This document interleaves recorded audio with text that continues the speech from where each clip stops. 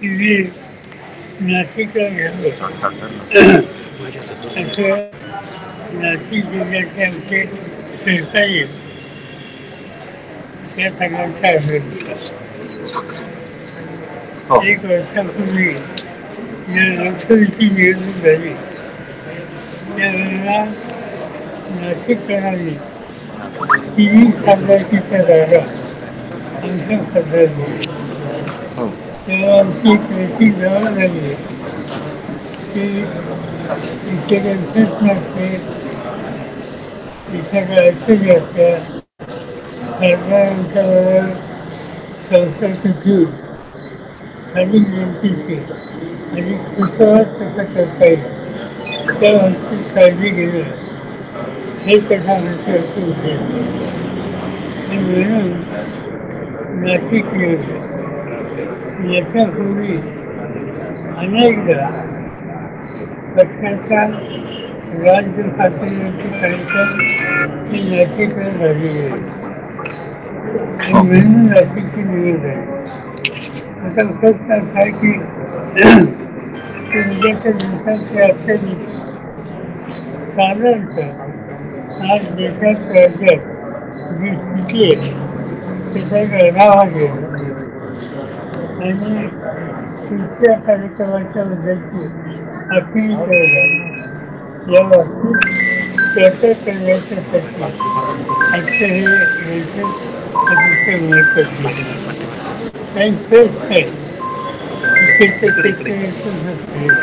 शेतीमालाच्या किमतीचे प्रश्न आहेत, कांद्याच्या संहिताच्या निर्यात बंदीच्या बद्दलचे काही प्रश्न आहेत.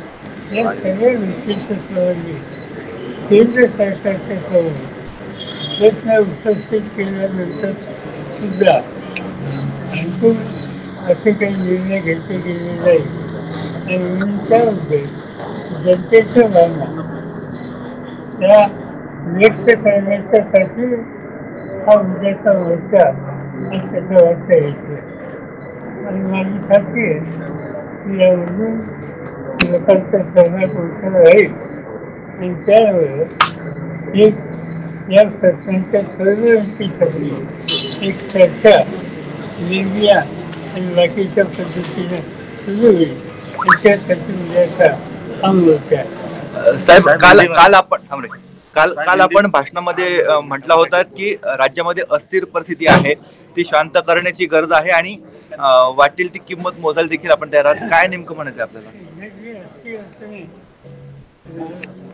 सामाजिक ऐक्य हे महाराष्ट्राचं वैशिष्ट्य त्या ऐक्याला कुठेच भेळा होतो, त्याचा तडा येतोय, त्याचा असं शब्द वापरला होता त्याची वीज होते असं चित्र या ठिकाणी आणि हे एकच आहे असं नाही. राज्यात आपण जर हा प्रश्न आरक्षण असेल किंवा आणखी काही असतील यामध्ये समाजामध्ये स्वच्छता नको याची काळजी घ्यायची गरज आहे आणि आम्ही त्याच्यात सामंजस्य निर्माण करण्यासाठी जे काही करावं लागेल त्या दृष्टीनं आपली तयारी असली पाहिजे हा माझा विचार त्या ठिकाणी मांडला. साहेब, सरकारने जो GR काढलेला आहे मराठा आरक्षण संदर्भात त्याने मराठ्यांना खरंच लाभ होणार आहे का? आपलं काय यावर निरीक्षण आहे? प्रश्न असा आहे की असा विचार न करता सगळ्यांनी एकत्र घेऊन त्याची चर्चा करून यांचा मार्ग काढावा. आज असं दिसतंय हे यांच्यासाठी ते त्याच्यासाठी माझ्या मते सरकार म्हणून असं योग्य नाही. असं सरकार करतंय काय ते कमिटी एका माणसाच्या अध्यक्षतेत, दुसरी कमिटी दुसऱ्या माणसाच्या अध्यक्षतेत संसदच्या कमिट्या निर्णय जातात पण ते एका समाजाचे सभासद त्याच्यात कधी असत. सरकार हे एका जातीचं एका समाजाचं नाही, ते सगळ्यांचं बरोबर. त्यामुळे तुम्ही तिथल्या सरकारच्या नियुक्त्या करताना एकच दृष्टिकोन ठेवला पाहिजे आणि एकत्रित मदत करणारा असा होईल. म्हणजे ज्या दोन समित्या निर्माण केली ती एकच समिती असायला पाहिजे, मराठा आणि ओबीसीची. तसं माझं म्हणणं नाही. माझं हे आहे, किती कमीची करायची असते हो. एका जातीची करू हा हा हा समाजाची कर, बरोबर. त्याच्यामध्ये सगळ्यांना हो. छगन भुजबळ या निमित्तानं ओबीसी मराठा असा संघर्ष निर्माण करण्याचा प्रयत्न होतो.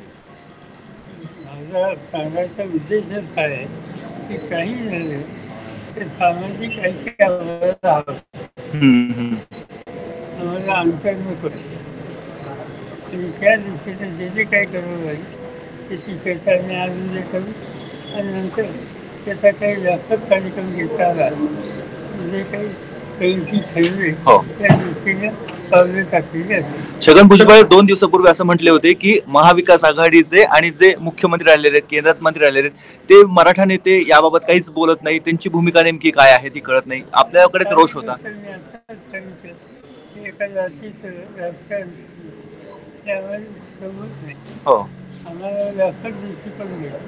हो. सगळ्यांना घ्यायचं. हो. आणि त्या सगळ्यांना घ्यायचं असल्यावर काही करून अंतर लावले अशा प्रकारचं भाष्य ते अपेक्षा करणं हे योग्य आहे. बरोबर. सर, कल प्रधानमंत्री मणिपुर दौरे पे थे, क्या कहेंगे? उनका दौरा अभी लेट हुआ, ऐसा नहीं लगता?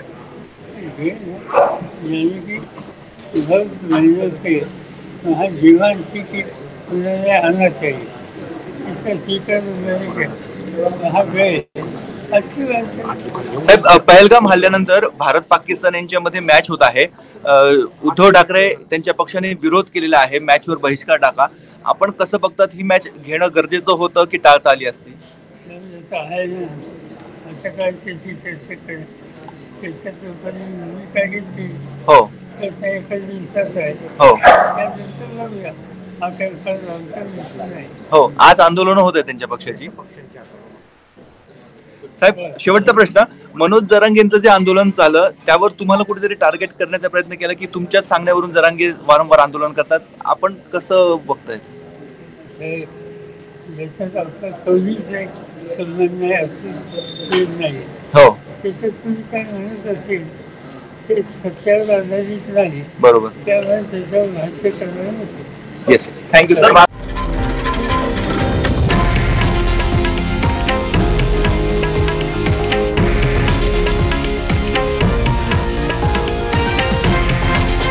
हे आहे देशातील नंबर 1 न्यूज नेटवर्क आणि आपण पाहत आहात TV9 मराठी, एकमेव.